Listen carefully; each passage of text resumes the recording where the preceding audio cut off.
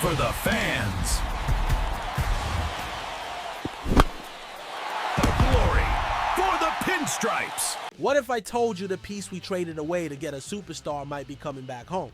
I've got inside info on a reunion that could create the most dominant rotation in the league. You don't want to miss this. Subscribe now to find out who it is and why it changes everything.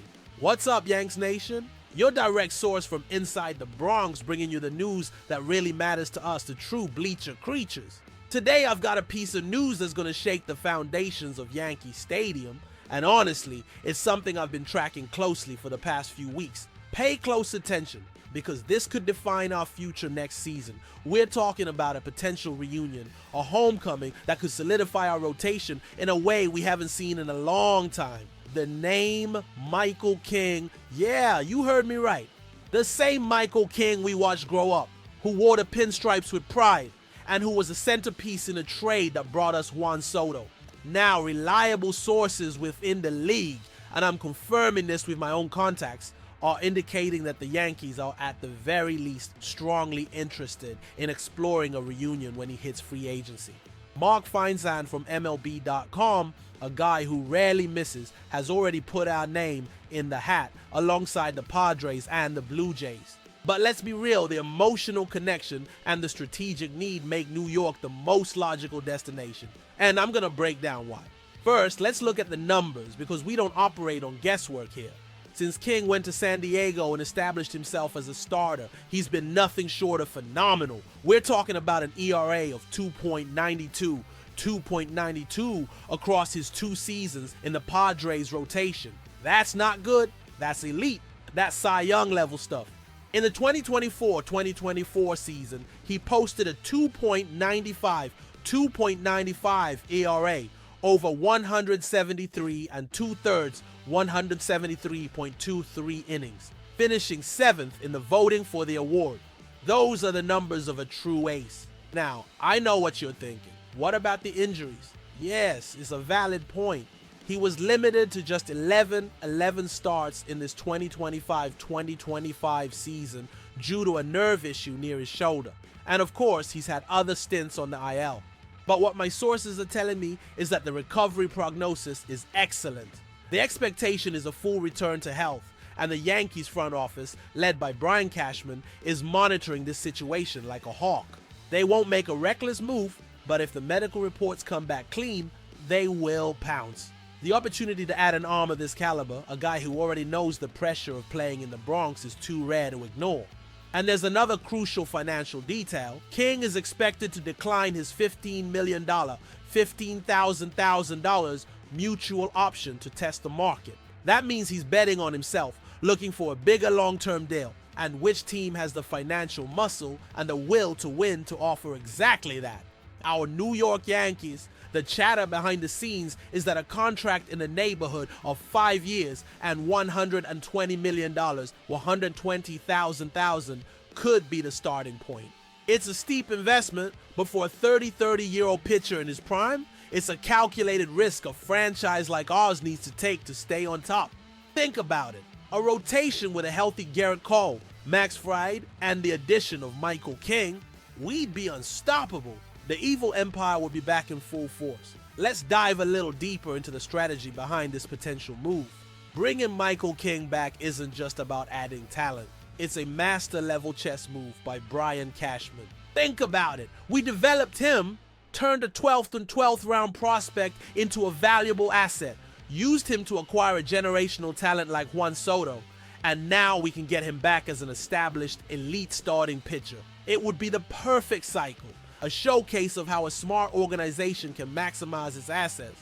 The beauty of this situation is that King is no stranger. He knows the culture, the pressure from the New York media, the demands of the Yankees fans. He's lived it. From 2019 to 2023, he wore our uniform in 115 games, posting a solid 3.38 ERA. Working as both a reliever and a spot starter. He knows what it means to pitch in October at Yankee Stadium. That familiarity eliminates a huge part of the risk that normally comes with signing a big-ticket free agent. There's no adjustment period. He'd walk in, put on the pinstripes, and be ready to dominate. Furthermore, the structure of our rotation for 2026 makes this addition even more compelling. We'll have Garrett Cole coming back from Tommy John surgery at some point. No one knows for sure when he'll be 100%, or what his performance will be like initially. Having a guy like King, who can be a number one ace or one of the best number twos in the league, provides immense security. Imagine the weight that takes off the shoulders of Carlos Rodon, who needs to prove he can be consistent, and the young guns like Will Warren, Louis Gill, and Cam Schlittler. King's presence elevates the entire pitching staff. He wouldn't just be another arm, he'd be a leader, a veteran who can guide the next generation. Sources from inside the Padres clubhouse told me he became a respected voice, a fierce competitor. That's the kind of DNA we want on our team. And we can't forget the context of the Soto trade. When that deal went down, many of us, myself included, felt the sting of losing King. We knew his potential. Bringing him back would in a way be a course correction, an admission that his value was perhaps even greater than we imagined. And that's not a knock on Cashman. It was a necessary trade to chase a title. But baseball is a cyclical business, and the opportunity to reclaim a talent like this at the peak of his powers is one that cannot be wasted. The pitching market this winter will be competitive, but few names combine youth, elite performance, and familiarity with our organization like Michael King. He is, without a doubt, the perfect target for the Bronx Bombers. The front office knows it, the analysts know it, and you can be sure that the preliminary conversations are already happening.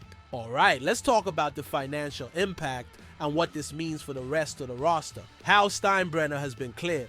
He's willing to spend what it takes to field a championship team. We saw it with the Aaron Judge extension and with big-name signings like Garrett Cole and Carlos Rodon.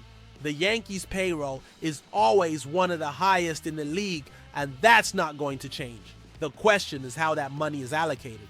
Investing heavily in a pitcher like Michael King makes all the strategic sense in the world.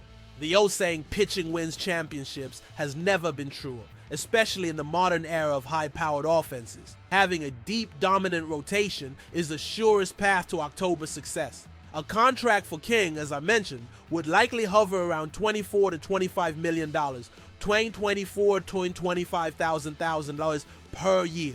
That's ace money, but it's the market price for that level of talent, and the Yankees can afford it. The big question that arises is, how would signing King impact the pursuit of a new contract for Juan Soto? That's the billion-dollar question, literally. My sources indicate that the two are not mutually exclusive. The organization views re-signing Soto as priority number one, an absolute necessity. They're prepared to offer him a record-breaking contract, something that could approach $550 million, $550,000 or more. The financial plan for the coming years already accounts for that massive commitment. The addition of King would be a parallel investment funded by the immense revenue the franchise generates. Remember, the evil empire didn't become the evil empire by pinching pennies. They became a dynasty by identifying elite talent and doing whatever it took to bring them to the Bronx. The strategy is clear. Lock up Soto long term to be the pillar of our offense alongside Judge and build the best pitching rotation in the league around Cole and King. It's a formula to dominate the AL East for years to come. Moreover, King's presence could even help convince Soto to stay. Elite players want to play with other elite players. They want the best chance to win.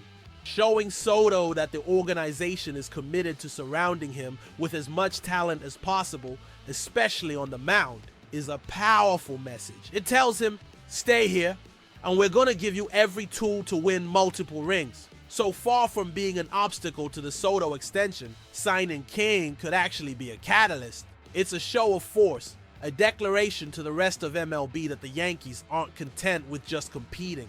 They're here to build the next dynasty. And for us Yankees fans, that's exactly what we want to hear.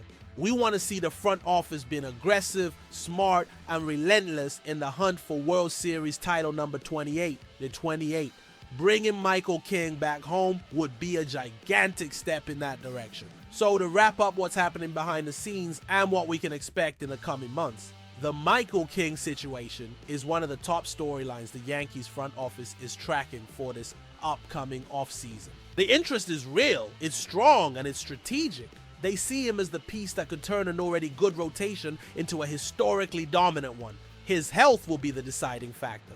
Over the next few months, all eyes will be on his recovery and his performance when he returns to the mound for the Padres. And if he comes back throwing like the ace he's proven to be, you can expect the Yankees to be all in on the bidding for his services. Brian Cashman and his team are already doing their homework, analyzing the data, consulting with doctors, and laying the groundwork for an aggressive offer. They know they'll have competition, especially from the Blue Jays, who have the financial power and a clear need for pitching, and from the Padres themselves, who won't want to lose their best pitcher without a fight.